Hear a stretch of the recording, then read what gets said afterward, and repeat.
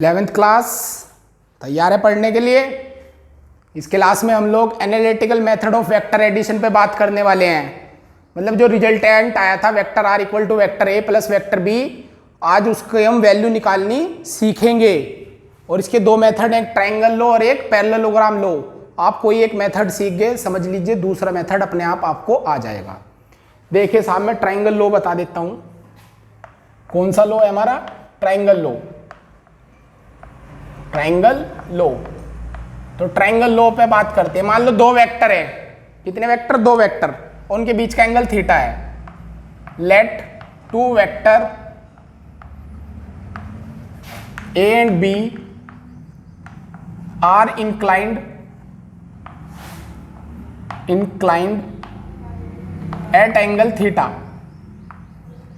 Angle theta, theta पे है दोनों एक दूसरे से।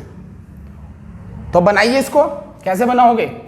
हमने बना दिया कल की तरह। ये वेक्टर ए हुआ और बीच से थीटा पे, यहाँ थीटा बनेगा। पर वेक्टर लो में ट्रायंगल में आप क्या करते थे? एक के हेड पे दूसरे की टेल रख देते थे। बताइए रखते थे? नहीं, बिल्कुल सर रख देते थे। तो ये यहाँ पे थीटा था, तो ये एंगल थीटा होगा भाई। कल भी बताया था मैंने, दोबारा सुन लो। टेल को टेल से मिला के देख लो।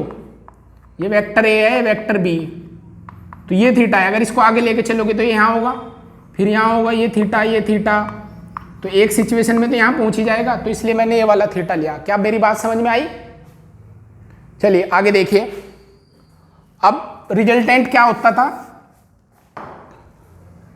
रिजल्टेंट ये होता था, पहले की टेल को दूसरे के हेड से मिला देते थे। ये P, ये Q, ये ऐसे ट्रायंगल बन गया। अब इसमें क्या है? यहां से यहां तक की लेंथ कितनी? A, ये लेंथ कितनी? B। तो आप कहोगे सर ये R हो जाएगी, इसमें क्या बड़ी बात है? हाँ बेटा R हो जाएगी, मुझे भी कोई बड़ी बात नहीं लग रही। बट क्या ये R फिक्स है? अगर मैं इस लेंथ को ऐसे एंगल पर न लेके ऐसे कर दूं, B को ऐसे बना दूं, तो क्या R कुछ और होगा? तो आप कहोगे हाँ जी बिल्कुल कुछ और होगा। तो R हमारा अपने आप में क्या हो जाएगा? एकदम से चेंज हो जाएगा। लेकिन A और B की लेंथ इतनी रहेगी, इन एरो की लेंथ वही रहेगी, पर R के एरो की लेंथ चेंज होगी। तो उसे कैसे कैलकुलेट करें हम? तो देखिए, हम इसका एक राइट एंगल ट्रायंगल बनाते हैं। इसको थोड़े आगे बढ़ाया, इसको नीचे लिया। ये हमारी P है लाइन, ये पॉइंट क्या है? P, और ये क्या है? Q। तो इस छोटे से ट्रायंगल में देखिए आप, यहां तक की लेंथ क्या है मेरी? Vector B। ये लेंथ B, वेक्टर B की वैल्यू B होगी। तो ये कितनी होगी इस ट्रायंगल से? अगर आप ध्यान से देखें तो ये B cos थीटा, ये क्या बनी? B sin theta. ये क्या बनी? B cos theta. आप बना के देख लेना, ये बन जाएगी ट्रायंगल में, इस ट्रायंगल में, इस छोटे से ट्रायंगल में जो कंस्ट्रक्ट किया आपने।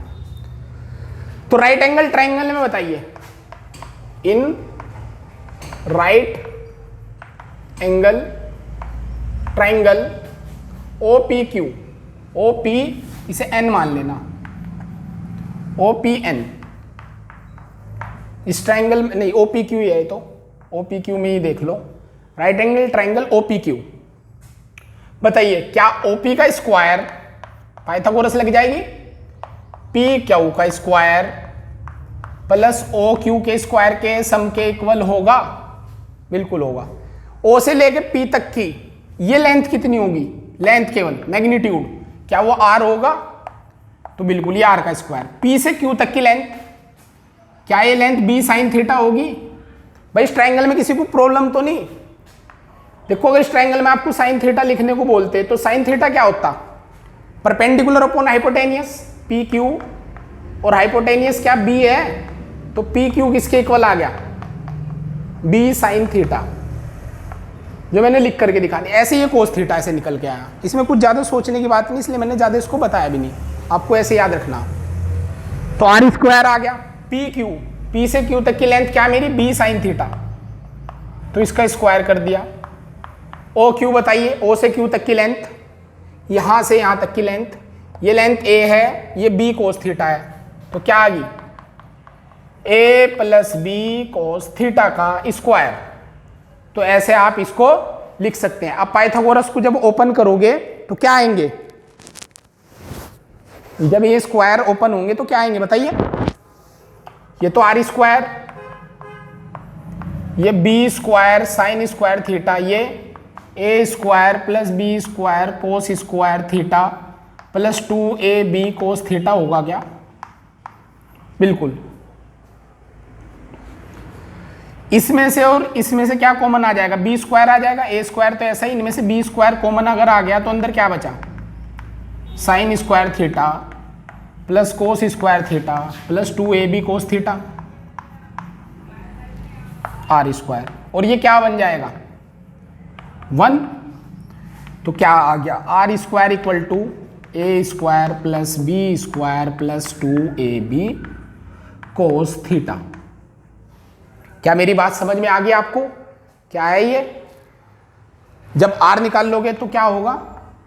आर आ जाएगा under root of A square plus B square plus 2ab cos theta. तो इस तरह से आप रिजल्टेंट की वैल्यू कैलकुलेट कर लोगे। अगर आपको वेक्टर ए की वैल्यू पता है, वेक्टर बी की वैल्यू पता है, तो आप रिजल्ट की भी वैल्यू बड़े आराम से कैलकुलेट कर सकते हैं। थीटा कौन है बेटा इसमें? तो दोनों वेक्टर की टेल के बीच का एंगल, वेक्टर ए और वेक्टर बी की टेल को मिला लो, उनके बीच का एंगल है। आर क्या है? दोनों वेक्टरों का रिजल्ट वेक्टर। अब हम रिजल्ट की डायरेक्शन देखते हैं। तो दोनों की डायरेक्शन के बीच का एंगल तो थीटा है। मान लीजिए रिजल्ट ने जो एंगल बना रखा किसी एक से, वो अल्फा एंगल बना रखा इससे, कितना? अल्फा। तो रिजल्टेंट की डायरेक्शन लिखते हैं, इसको नोट कर लीजिए स्क्रीन को पॉज करके, और मैं इसको रफ कर देता हूं इतने। तो हम लोग रिजल्टेंट की डायरेक्शन निकालने जा रहे हैं इस पूरे राइट एंगल ट्राइंगल में। बताइए, in right angle triangle, right angle triangle में बताइए आप खुद ध्यान से, क्या नाम है राइट एंगल ट्राइंगल का? OPN। मेरे को तो अल्फा चाहिए, अल्फा बस। मुझे ए का पता, बी का पता और उनके बीच का एंगल पता, आर को केवल वैल्यू पता। तो अगर tan अल्फा लिखोगे तो परपेंडिकुलर अपॉन बेस होता है PN अपॉन ON हो जाएगा। ये PN की जगह क्या लिखोगे आप? सॉरी, उसमें हमने यहाँ पे Q लिया था, तो ये Q है, ये N था। तो क्या होगा? OPQ में ये क्या बनेगा? PQ और ये QN, सॉरी OQ। Q की वैल्यू बताओ कितनी? P से Q तक की क्या है? B साइन थीटा है, तो आपने भी लिख ली। और O से Q तक की, यहाँ से यहाँ तक की length A plus B cos theta. ये डायग्राम दोबारा बनाया रफ करके, तो इसलिए पॉइंट इधर उधर हो गई थी, बाकी चीज़ें वही हैं। क्या समझ में आई आपको ये सारी बात? इस तरह से आप रिजल्टेंट की डायरेक्शन निकाल सकते हैं। तो ये रिजल्टेंट की डायरेक्शन होगी। अब दूसरा लॉ पढ़ लेते हैं हम, पैरेललोग्राम लॉ। उसको केवल मैं आपको थोड़ा सा डिफाइन करूंगा, वो आपको खुद ही करना है। इसको नोट करिए, कौन सा लॉ है बेटा? देखिए, पैरेललोग्राम लॉ।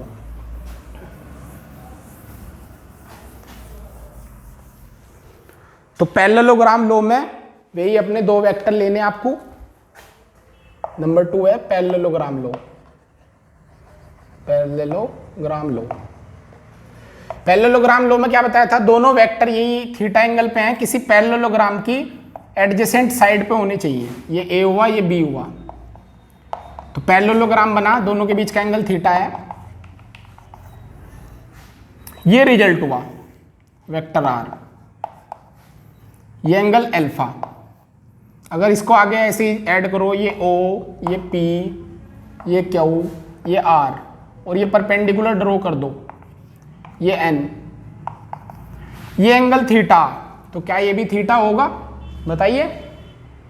तो आप कहोगे यस सर, हाँ ये भी थीटा होगा।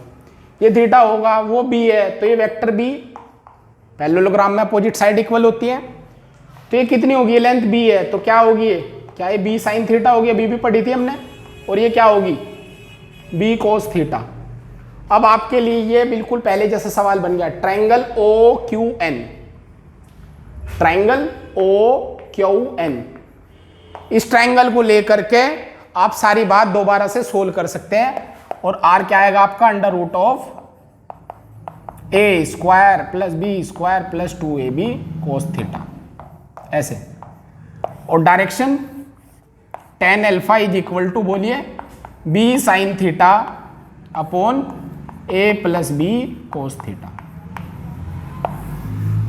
समझ में आई? अब इसमें कौन कौन क्या है, a और b दो वेक्टर हैं, थीटा कौन है, उन दोनों की टेल के बीच का एंगल, दो वेक्टर की डायरेक्शन मान लो या उनकी टेल के बीच का एंगल। और अल्फा कौन है, अल्फा है हमारा वेक्टर a से रिजल्टेंट की डायरेक्शन का एंगल। इस तरह से आप इसको सोल्व कर सकते हैं। तो ये आपको खुद बनाना हो जाएगा, बड़ी बात नहीं। गुड। अब इस पे मान लो कोई क्वेश्चन ऐसे आ जाए, एग्जांपल कि वेक्टर ए दे दिया, वेक्टर ए की वैल्यू दे दी 3 न्यूटन, फोर्स है कोई, वेक्टर बी भी एक फोर्स है, इसकी वैल्यू दे दी 4 न्यूटन, और दोनों के बीच का एंगल 90। तो रिजल्टेंट फोर्स पूछा, जैसे कल क्वेश्चन था, अगर दो फोर्स ऐसे लगे तो उन्हें डायरेक्ट ऐड नहीं कर सकते 90 डिग्री पर, 3 और 4 7 नहीं बोल सकते इसको। तो रिजल्टेंट आर फोर्स कितना आएगा, आपने फॉर्मूला लगाया square plus B square plus 2ab cos theta. तो 3 का स्क्वायर प्लस 4 का square plus 2 into 3 into 4 into cos 90। Cos 90 होते ही ये टर्म तो खत्म, ये टर्म कितनी बन गई सारी की सारी 0। 3 का स्क्वायर कितना हुआ 9, 4 का स्क्वायर 16, तो कितना हो गया √25। तो आंसर कितना आ गया 5 न्यूटन। तो 5 न्यूटन आएगा। और यही दोनों के दोनों अगर थीटा इक्वल टू 0 हो जाए, इसी में B part theta equal to 0 हो जाए तो कोस 0 1 हो जाएगा, तब ये कितना होगा 7 न्यूटन। और इसी में अगर थर्ड पार्ट ले लें, थीटा इक्वल टू 180 हो जाए तो फिर a माइनस बी हो जाएगा। आपको करके देखने, फिर ये 1 न्यूटन आएगा। तो देखिए फोर्स वही, बट एंगल चेंज होते क्या है, रिजल्ट चेंज हो रहे हैं। तो इससे हमें पता लगता है कि वेक्टर को ऑर्डिनरी तरीके से ऐड नहीं किया जा सकता। चलो एक सवाल और देखिए भाई, एक क्वेश्चन और करते हैं। इसको रफ कर रहा हूं मैं, आपको कर लेना है।